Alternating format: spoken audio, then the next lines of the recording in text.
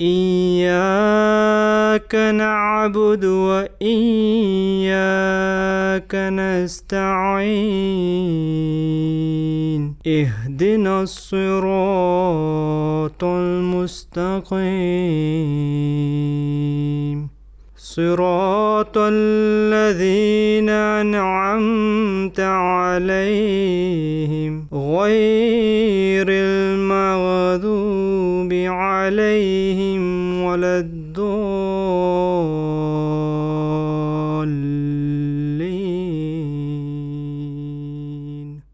Chers téléspectateurs, Assalamu alaikum wa rahmatullahi wa barakatuh. Par la grâce d'Allah, nous avons l'occasion encore une fois de vous rejoindre pour un nouveau épisode du droit chemin.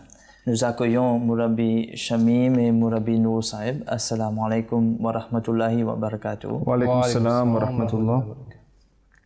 Nous poursuivons l'épisode avec le Coran et les qualités morales. La qualité morale, nous avons plusieurs qualités morales qui est mentionnées dans le Saint-Coran. Pour l'émission d'aujourd'hui, nous allons aborder le sujet de qualité morale qui concerne le bon traitement envers les autres. Débutons l'émission avec qu'est-ce que le Coran dit à propos de la qualité morale qui concerne le bon traitement envers les autres. A'udhu billahi minash shaitanir rajim, bismillahir-rahmanir-rahim. D'abord, dans les épisodes précédents, on a beaucoup parlé à propos des enseignements du Coran, l'avènement du Saint-Prophète sallallahu alayhi wa sallam, comment il est venu parmi le peuple arabe qui était complètement illettré, barbare, avec des traditions, des coutumes qui n'étaient pas morales. Avec l'avènement du Saint-Prophète sallallahu alayhi wa sallam et le Saint-Coran, maintenant on a les codes de conduite que les gens doivent respecter pour pouvoir arriver vers leur but de leur création, c'est-à-dire vers Allah Ta'ala. Concernant le bon traitement des autres, dans le Saint-Coran, il y a plusieurs commandements qu'Allah Ta'ala nous a donnés, qui a été expliqué et pratiqué par le Saint-Prophète sallallahu alayhi wa sallam et ses compagnons bénis et les musulmans par la suite. Comment vraiment vivre et comment doit-on traiter les autres? Pour commencer, par exemple, comment les parents doivent traiter leurs enfants.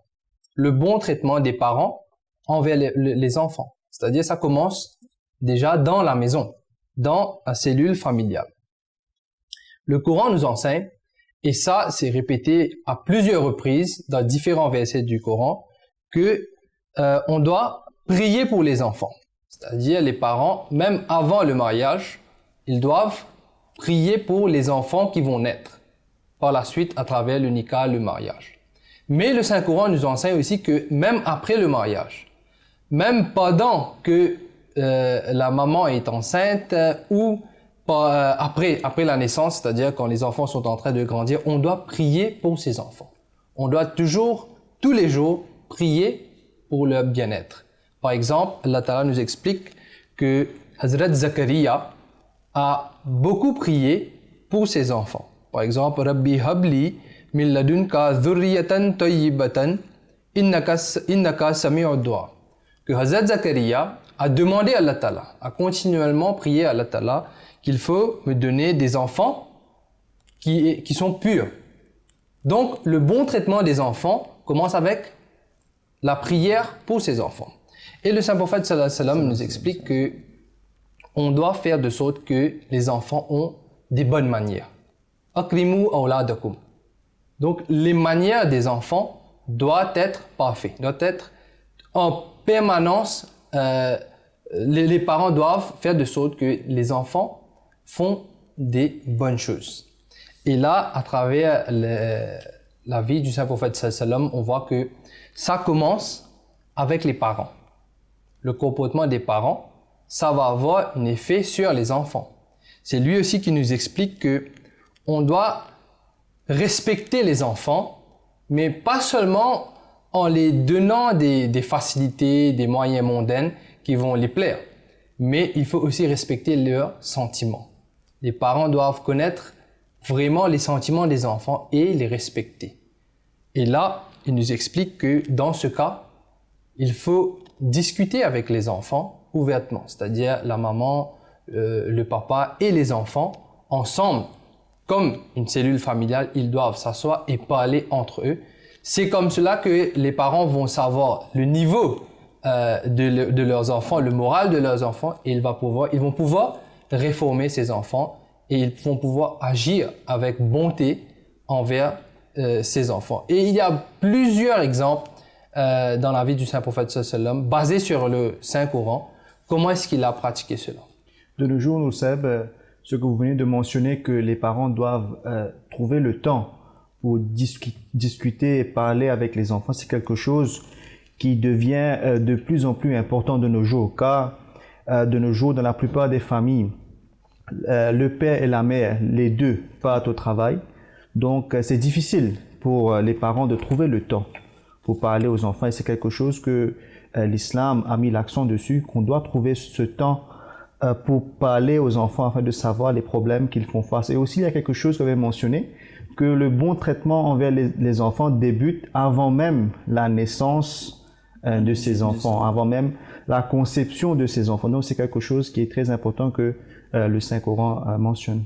Concernant le bon traitement des enfants aussi, il y a, et ça a été pratiqué, ça a été enseigné et pratiqué par le saint prophète sallallahu alayhi wa sallam, quelque chose qui n'était pas nécessairement commun avant l'avènement de l'islam, c'est le bon traitement des filles et des garçons, et ils doivent être égaux. Donc, dans la maison, le bon traitement va être égal entre les filles et les garçons aussi. Surtout que l'islam aussi met beaucoup d'emphase pour le bon traitement des filles et même l'éducation aussi des filles, que il faut, même il y a un hadith qui dit que même le paradis sera donné à celui qui fait bon traitement et s'occupe de l'éducation de ses filles aussi. Exactement.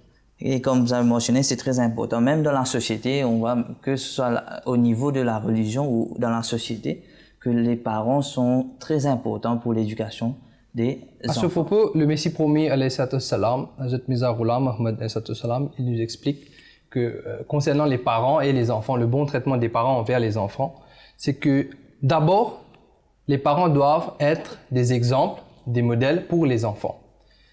Donc, il doit y avoir la réforme dans le couple, c'est-à-dire la maman et le papa, donc parmi les parents.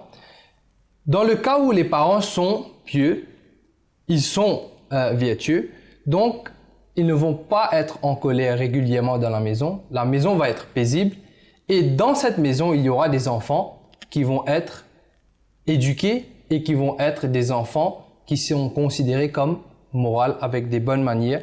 Donc, ces enfants vont avoir des bons traitements dès leur enfance dans leur maison si les parents sont eux-mêmes réformés avec leur exemple. Et de cette façon, ça se formera un paradis pour la société aussi, quand les parents sont bons et les enfants aussi ont une bonne éducation morale aussi.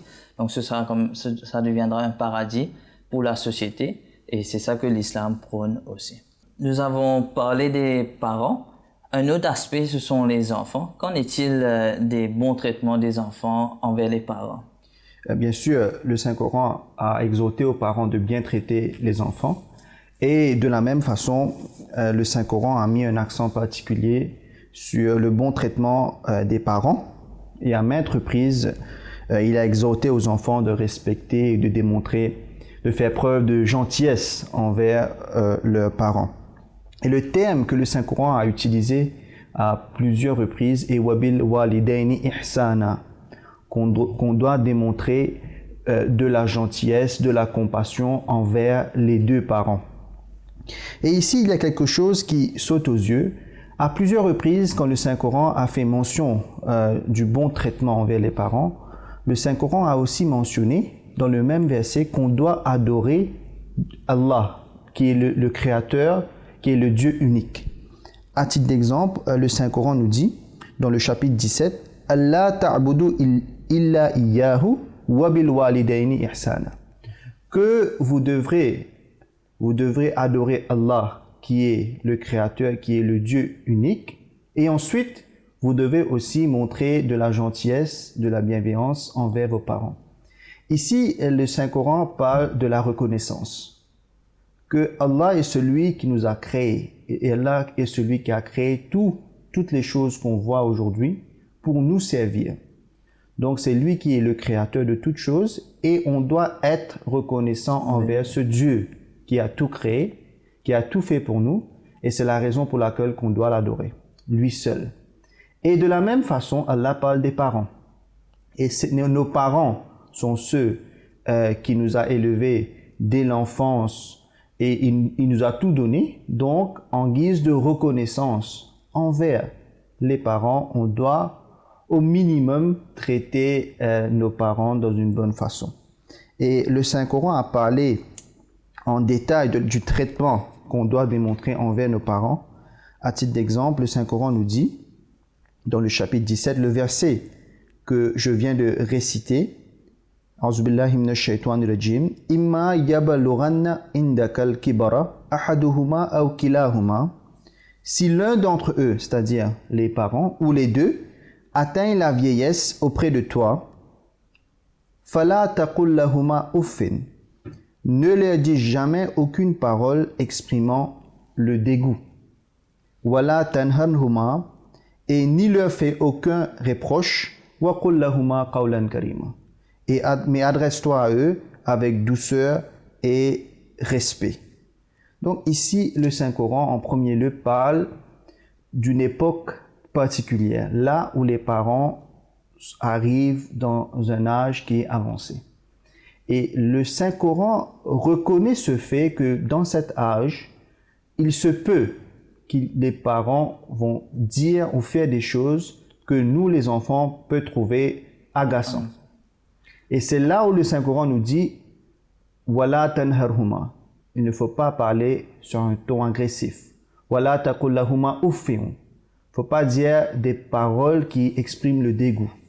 À ce moment-là, vous devrez faire preuve de patience. Et pourquoi? Le Saint-Coran explique par la suite que faut prier en ces termes « Rabbirhamhuma kama rabbayani saghira » que « Oh mon Dieu, mon Seigneur, aie pitié d'eux, tout comme ils m'ont élevé dans mon enfance. » Ici, le Saint-Coran nous fait rappeler de notre enfance.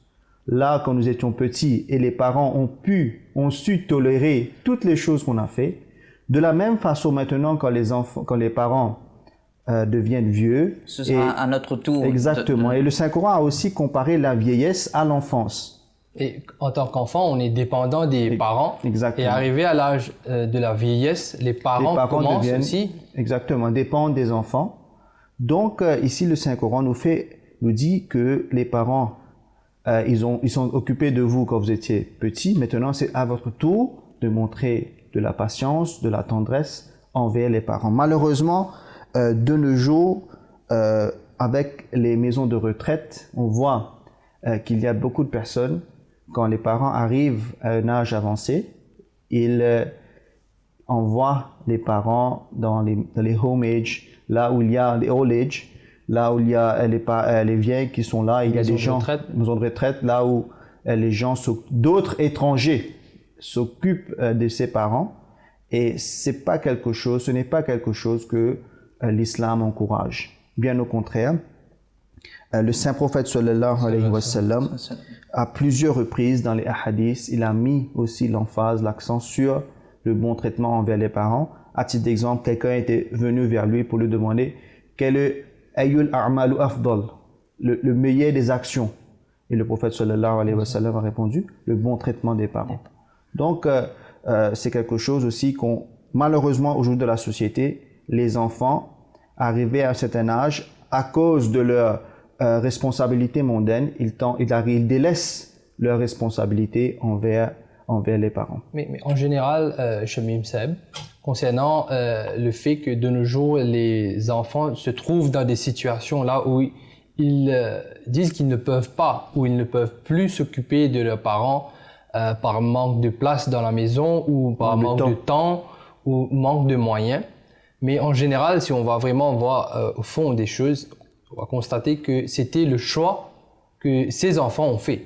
Ils ont fait un choix de poursuivre leur carrière mondaine, donc pour avoir de l'argent, et ils ont fait le choix de ne pas s'occuper de leurs parents qui eux, à leur tour, quand ces enfants étaient petits, donc ses parents ont fait le choix de tout abandonner pour pouvoir vraiment donner de l'éducation qui est nécessaire à ses enfants pour qu'ils puissent grandir, pour qu'ils puissent vraiment avoir de l'argent ou les biens de ce monde.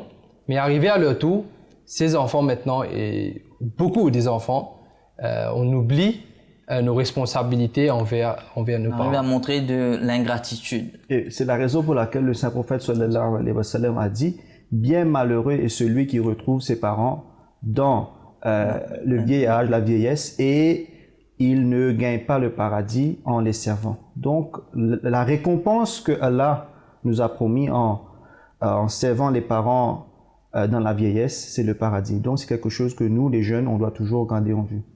Jazakumullah, nous avons parlé des deux côtés, le bon traitement des parents qui doivent avoir envers les enfants et le bon traitement des enfants qui doivent démontrer envers les parents aussi. Maintenant, nous allons parler de le bon traitement envers l'époux et l'épouse.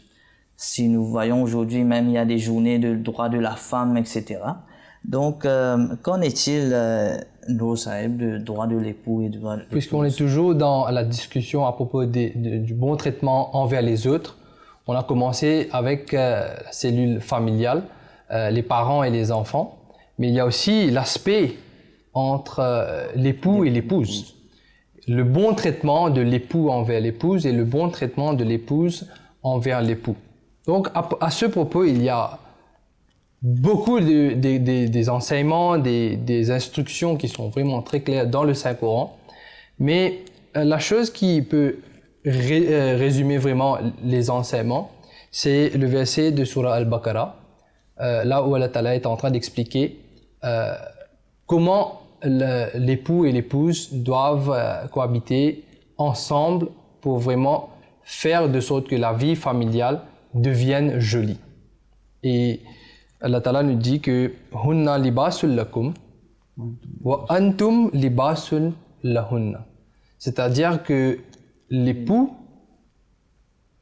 devient le vêtement qui va couvrir, qui va embellir la femme, et la femme, à son tour, va devenir le vêtement qui va embellir et couvrir l'époux.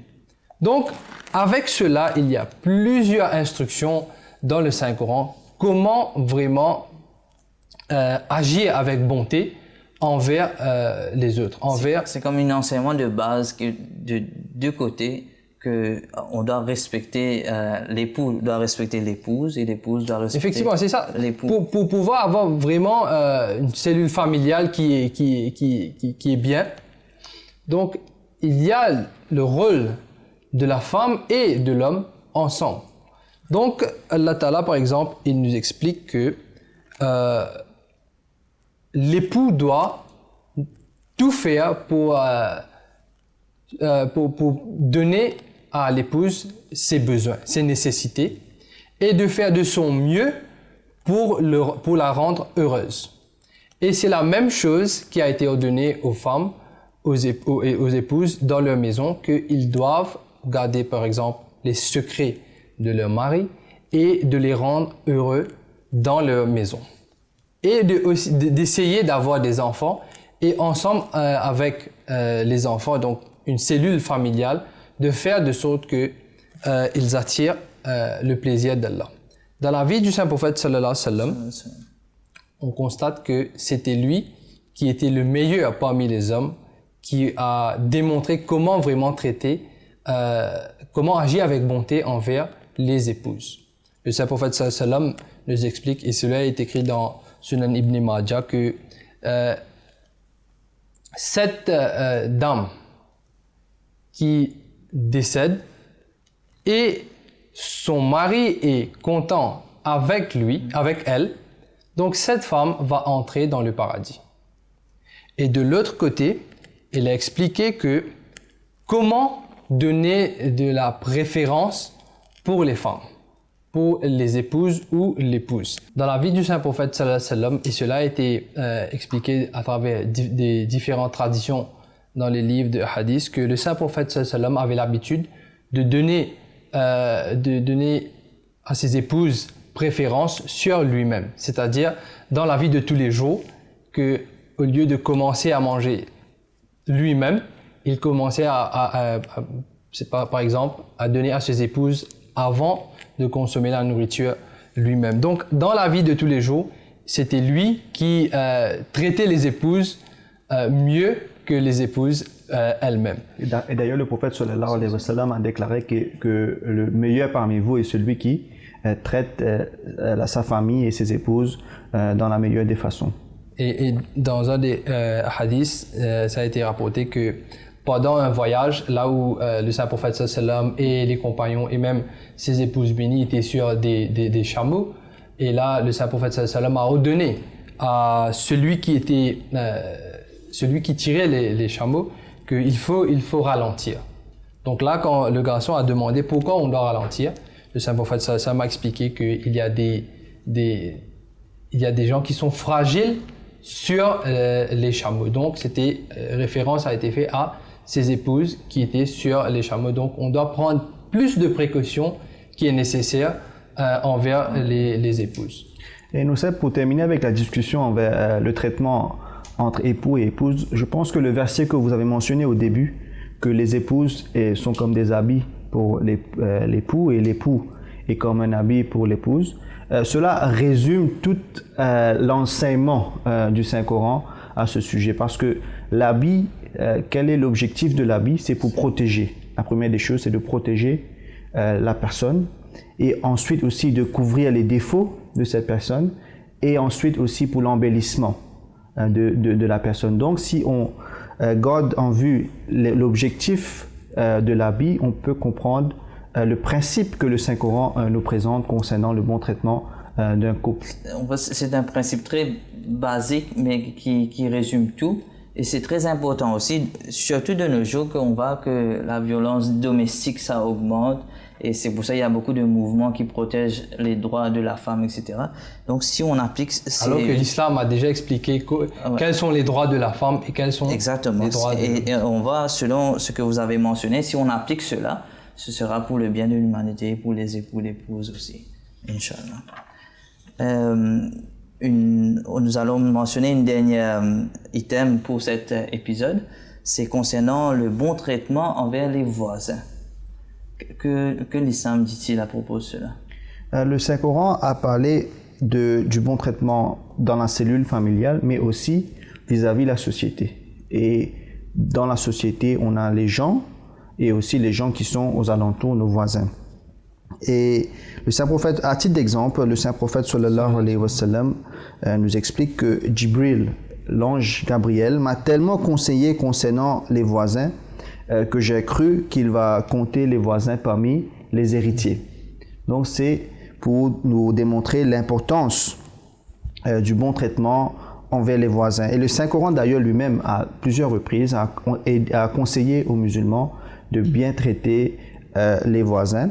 Et le Saint-Prophète sallallahu alayhi wa sallam, à travers ses dires, à travers ses hadiths, il nous a expliqué comment faire cela. À titre d'exemple, le prophète sallallahu alayhi wa sallam a dit que quand on prépare un festin chez soi, on doit faire de sorte que on doit partager ce repas avec nos voisins. Et même si on doit ajouter un peu d'eau pour faire plus de sauce, afin de pouvoir partager cette nourriture avec nos voisins. Et aussi le prophète sallallahu alayhi wa sallam a donné des conseils pratiques, comment améliorer la relation entre les voisins. À titre d'exemple, le prophète sallallahu alayhi wa sallam a dit que si vous voulez vendre un morceau de terrain, c'est le voisin qui est celui que vous devez consulter en premier. Car peut-être il veut acheter ce terrain, donc c'est lui qui a le droit d'être consulté en premier et ensuite vous pouvez demander aux autres. Donc le prophète sallallahu alayhi wa sallam à plusieurs reprises nous a donné des conseils pratiques. Comment nous en tant que musulmans, on doit bien traiter les voisins. Oui, Chamil Saheb, je sais qu'il y a beaucoup encore à dire, mais par faute de temps, on ne peut pas continuer. Jazakumullah à vous deux. On est arrivé à la fin de cet épisode. Chers téléspectateurs, je vous remercie aussi. Assalamu alaikum wa rahmatullahi wa barakatuh.